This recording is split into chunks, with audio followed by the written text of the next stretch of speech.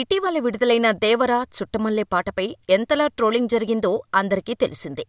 కానీ ఇప్పుడు ఇదే పాట సరికొత్త రికార్డు క్రియేట్ చేసింది. చుట్టమల్లె సాంగ్ ఏకంగా 80 మిలియన్ వ్యూస్ను రాబట్టుకుంది.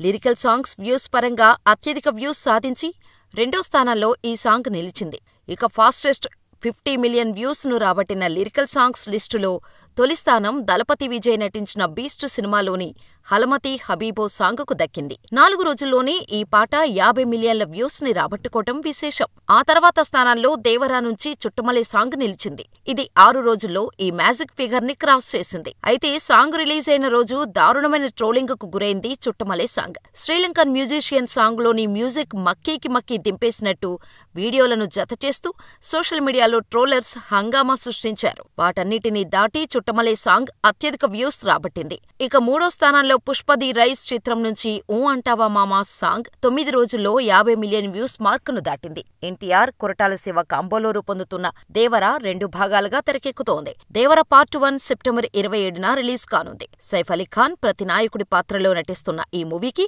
అనిరుద్ సంగీతాన్ని అందిస్తున్నారు. నందమూరి కళ్యాణ్ రామ్ సమర్పణలో భారీ అంచనాలతో ఎన్టీఆర్ ఆర్ట్స్, యువసుధ ఆర్ట్స్ పతాకాలపై మిక్కిలినేని సుధాకర్, హరికృష్ణ కె సినిమాను నిర్మిస్తున్నారు. మరి దేవర ఎలా ఉంటుందో చూడాలి.